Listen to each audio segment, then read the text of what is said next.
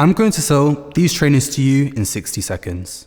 Not only that, but I'll also break down the fundamentals of selling so you can sell an idea, a product, or even yourself.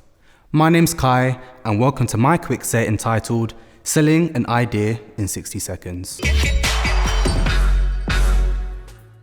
We have all, no doubt, seen an episode of The Apprentice where Alan Sugar's candidates are trying their hardest to sell or pitch an idea to a prospective customer. If you're like me and you find yourself shouting at the TV, do this or do that, they hardly seem to get it right. There's a skill to selling, but before the skill comes the process. Let's check in with our Apprentice Nation artists to see how they've had to utilize their selling skills in their career. Mnelia, lovely meeting you. Hi, lovely to meet you. How are you doing today, okay? Good, how are you? Good, not too bad, thank Good. you. Right, jump straight into it. I'd love to know, have you ever had to put your selling hat on, so to speak, when getting into the music industry? No, and I wouldn't advise anybody to. I feel like the best thing to do when you walk in the room is take every single cloth that isn't you off. Like, that doesn't mean strip, but I mean like, just be yourself, be as authentic as possible.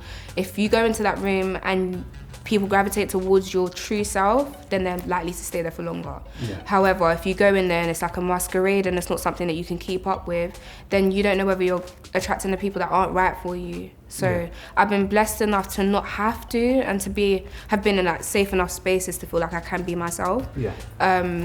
But yeah, it's about protecting your energy, but being able to be like honest with that energy as well, where you can. I like that, staying authentic. Right? Yeah, Exactly. absolutely. I can appreciate that, good answer. Off the back of that, I'd love to know, you're obviously clearly very talented. Oh, thanks. How did you sell that amazing voice of yours to potentially like record labels or producers? I think I was making the music that I like to hear. Right. I'm making songs that I wish I had heard. Right. And for me, it was just like, again, making music that felt like music I can say I love. Like, I might say now and again, oh my God, say yeah, because I hear it all the time, but I still love that song. So being able to make music that I love allows for me to go into anywhere and speak enthusiastically about it, or like for people to be able to see me and see that I genuinely care about my music, which will allow them to be like, yeah, cool.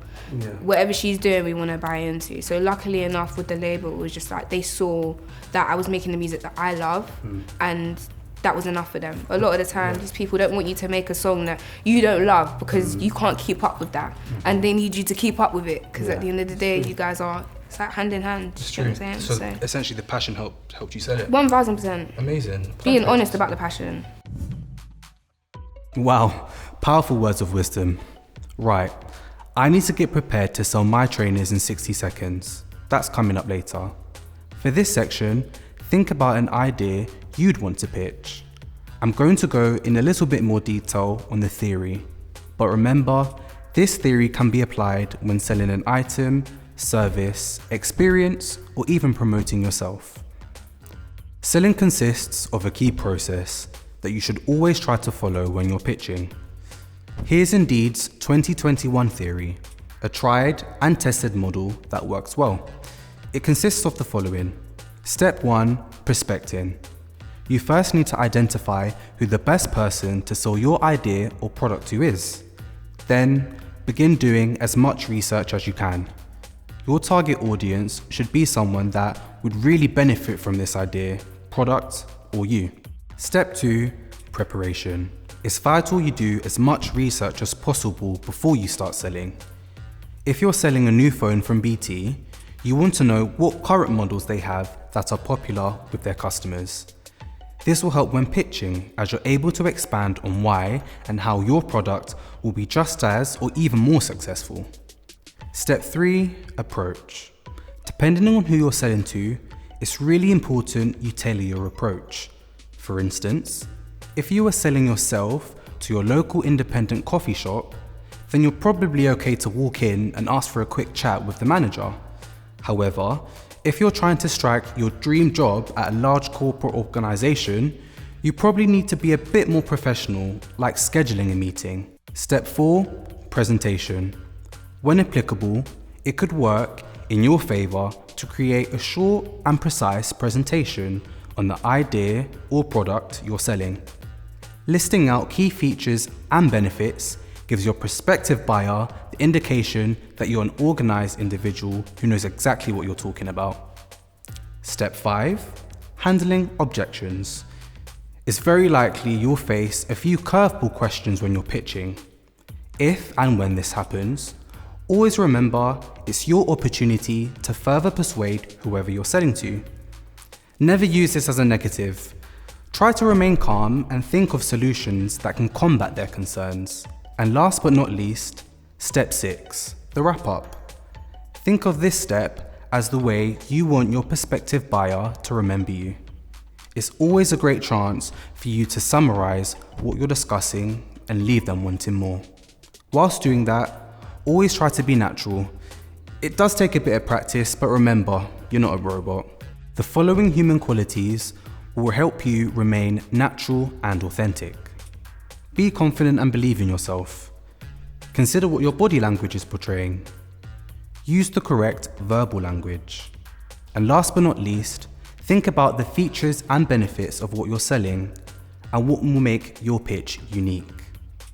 Here are the behavioral skills you should consider when developing and looking into improving your selling techniques. Communication, active listening, persuasion, collaboration, self-motivation, problem solving, and negotiation. Professional salespeople will tell you that you have to be able to relate to your customer. Believe it or not, the secret lies in the combination of knowing the process, adding in your human qualities, and developing your behavioral skills to find your own style. Every salesperson will have a different approach, and that's okay. I think now will be a good time for us to meet Pete Jevons, BT's Marketing Communications Director and Group Brand Director. He is responsible for overseeing the growth of BT's portfolio of brands. He's involved in selling on a daily basis. Hi, I'm Pete. I look after brand and marketing over at BT, looking after all of our consumer brands, so BT, EE and PlusNet, and it's great to be here.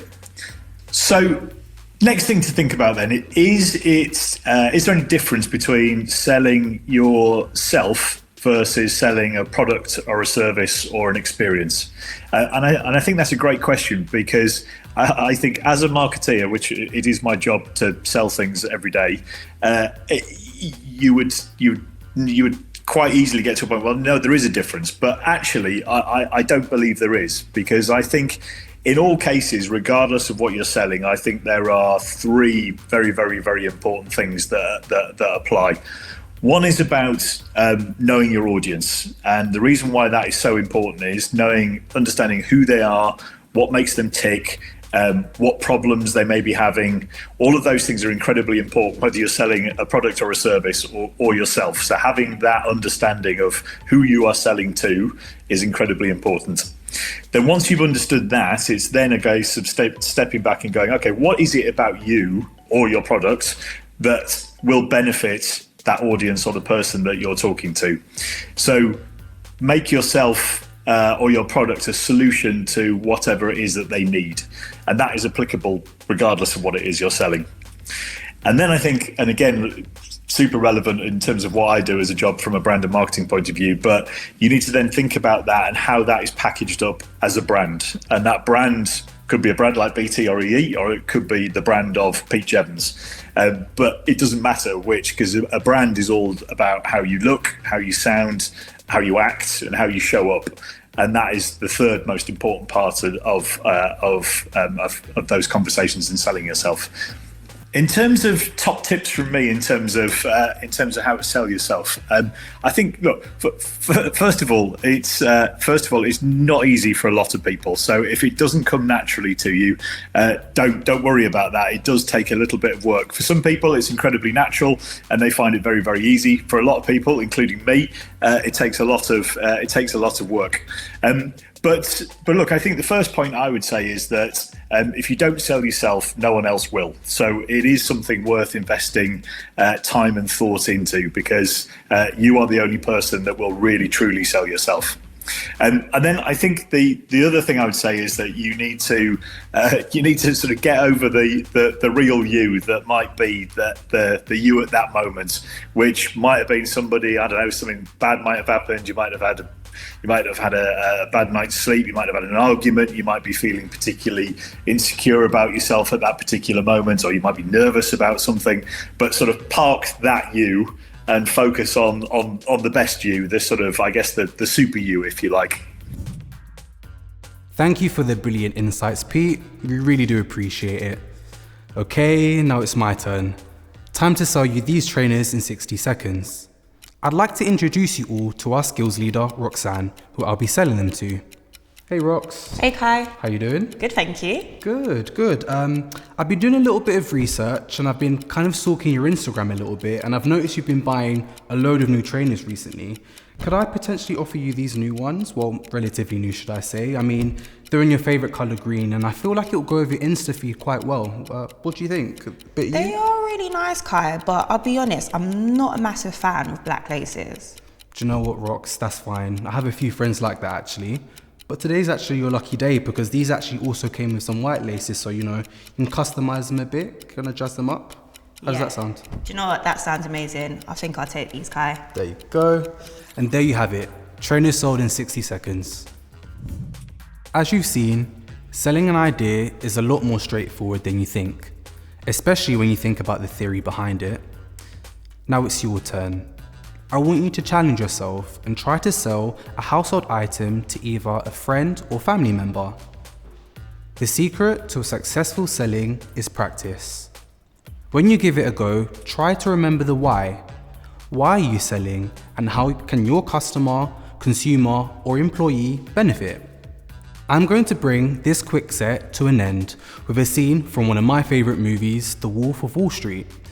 In this clip, Leonardo is trying to get one of his boys to sell an item, a pen. A few of the guys chicken out and don't want to do it. However, one of them really confidently does. I'm going to leave you with the clip of how it went down. Why don't you do me a favor? Write your name down on that napkin for me? I don't have a pen. Exactly. Supply and demand, my friend. You know what I'm saying? He's creating urgency. So you're getting to want to buy the stuff. It's something that they need. You know what I mean?